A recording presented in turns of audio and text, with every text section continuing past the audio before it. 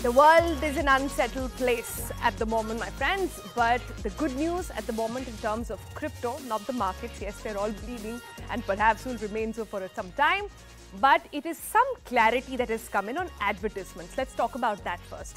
For a few months now, advertisements on crypto exchanges have flooded TV screens, and keeping investors' interest in mind, the Advertising Standards Council of India, which is sort of a self-governing body, you can take them as an advertising watchdog as well, have said that all ads for what are now called virtual digital assets, or VDA, as was defined by the finance minister in the bill as well, in the budget as well, should put disclaimers.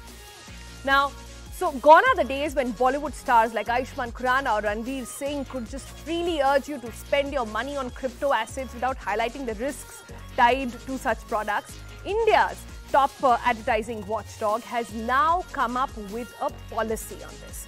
They are basically going on to say that there will be a detailed follow-up on how things work. So no longer can people just come out and say that you can invest in crypto and it's a way to make quick buck. There will be disclaimers put out in print advertisements, also in digital advertisements. Time has been defined as well. And this is said to be a huge shift in which India will look at advertisements. Remember, all of this is sort of rolling back from the time when the Prime Minister started by saying that there is a lot that needs to be done to curb expectations, a lot to be done to ensure that crypto is not landing up in hands which do not understand the system very, very clearly. So that is the focus today, and let's introduce our guests on segment 1 of the program. Joining us today is going to be Siddharth Sogani. Also with us is Ajit Khurrana, both very regular on the program. We'll be joined in a moment by Dr. Aruna Sharma as well. Siddharth, let me begin with you first. How did you take the news of these disclaimers coming in? We've been putting out disclaimers right from the very beginning as responsible people talking about cryptocurrency. But which way do you see this going? Also a lot of debate going on yes, disclaimers are needed. But is it going to make ads more expensive? And at the end of the day, people wondering, is this good news? Is this bad news? How exactly are you reading it? I mean, see, crypto is, you have to explain the entire thing properly, right? So I think that's a good way to do it. Any disclaimers which are coming in should be given enough importance, and the voice out. I mean, it should not be a very hurried disclaimer. So that way, it's a very good thing. But I still think that that will make things expensive for the companies, because they will have to spend more on the airtime, and even on the print advertisements, 1/5 area should be covered with disclaimers. So it's I mean, it's definitely a good thing, but they should ease it a little bit so that interesting advertisements can be made. Because when we look at the world, they are really making amazing advertisements when it comes to crypto. Right, so it's a step in the right direction is what I'm hearing from you. But where do you see these disclaimers and these rules that have come in? And would you say it's a huge relief in a way? Because so far there was a lot of ambiguity on which way this is going. And in my understanding, perhaps taxation, we're still waiting in for a regulation clearly on this front, and that is going to clear the air on everything. But with taxation coming in, there is a certain ease in the system on adoption of crypto ads? See, it's, I won't say disadvantage, but the innovation and advertisement, especially when it comes to crypto, like, you see the international exchanges, crypto.com or you see FTX, they are making amazing and really informative advertisements with a very clear, thoughtful message, right? So when you restrict advertisements with disclaimers and, some things which may be important to know in order to understand the concept of this unprecedented technology, I believe it slows down the entire process. I mean, that's the gist of it. Right, it does slow down the process. But where do you see, I'm trying to understand, disclaimers a common man reading this would be, what kind of disclaimer is this? What kind of messaging are we seeing as well? And is this a sort of a way for the government to give you a messaging here? Are these the tobacco kind of disclaimers or mutual fund kind of disclaimers? Where, in what realm does this really fall? So yeah, we when the advertisement disclaimer came in, we keep making internal reports for our assessment. So we just noticed that, you know, the international exchanges like FTX, they spent $135 million on a 19-year deal, $210 million on naming rights. And, you know, they have brand ambassadors like Matt Damon and Tom Brady, you know. So we have a long way to go. I mean, their one deal is our entire year spent with all the exchanges put together. So we have a long scope to improve our advertising, you know, budgets. You're right. You're right. But I think it's IPL really sort of got everybody's attention to the kind of advertisement that was being made as well, and so important. Last question really, Siddharth, on the idea here is quite noble, right?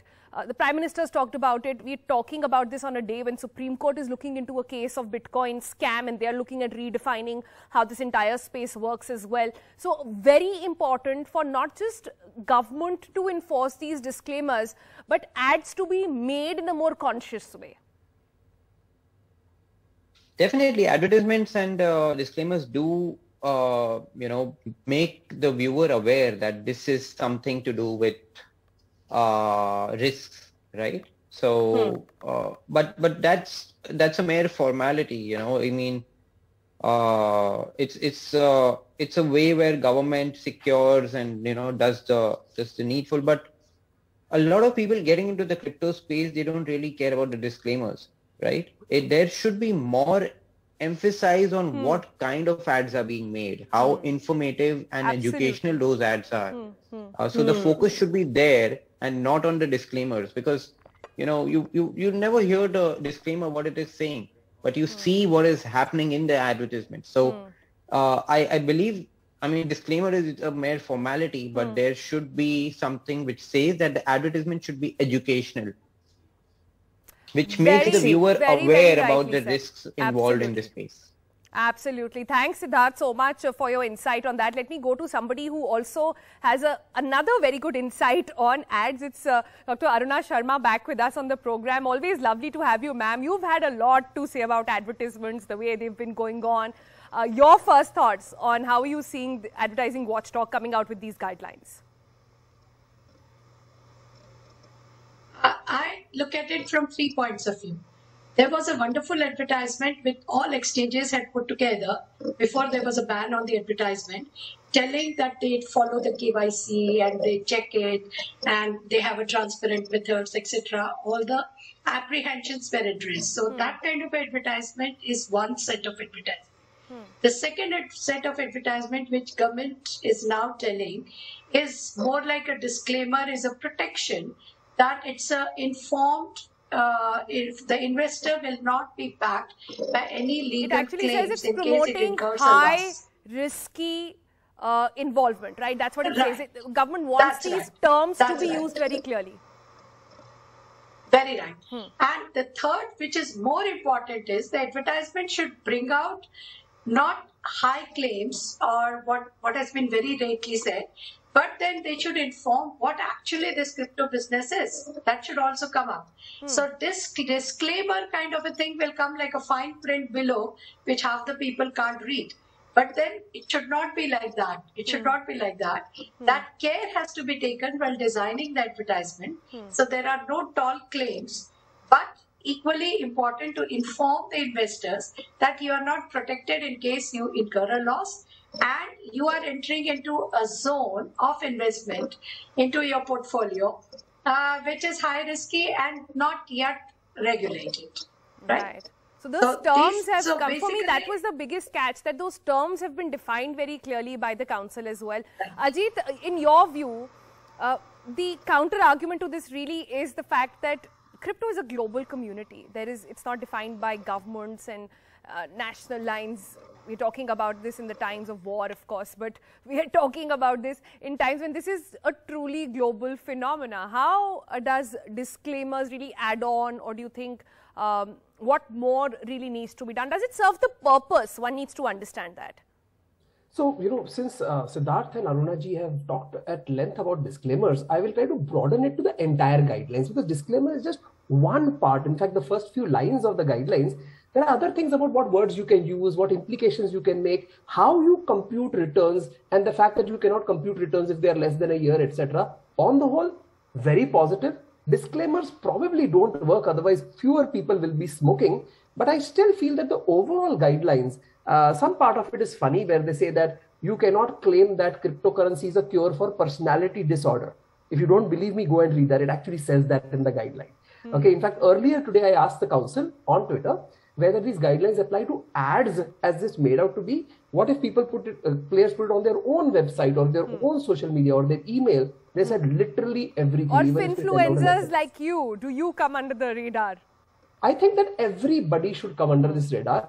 On the whole, I must say that while several players have been quite responsible in the way they have advertised, but there are some who are just so embarrassingly obnoxious that on the whole, great step forward for the industry. It may not discourage people in the way it is meant to be, because the cigarette disclaimer says, you take cigarettes, you get cancer, you probably die. But the mutual fund disclaimer is very nice, and it says, past performance is not indicative and name of the scheme is not indicative. This is somewhere in between those two, because it's such a high risk. Agreed. It also says if you lose money, nobody might be able to help you, which is not completely true, because India has Consumer Protection Act, we have the police, we have the Criminal Procedure Code. So I think it has been slightly harsher than expected, but on the whole, much better having it than not having it. Very wise words there, Ajit, indeed. Aruna ma'am, your closing thoughts. If the government is listening in, Ad Council is listening to you right now, what words of wisdom do you have for them?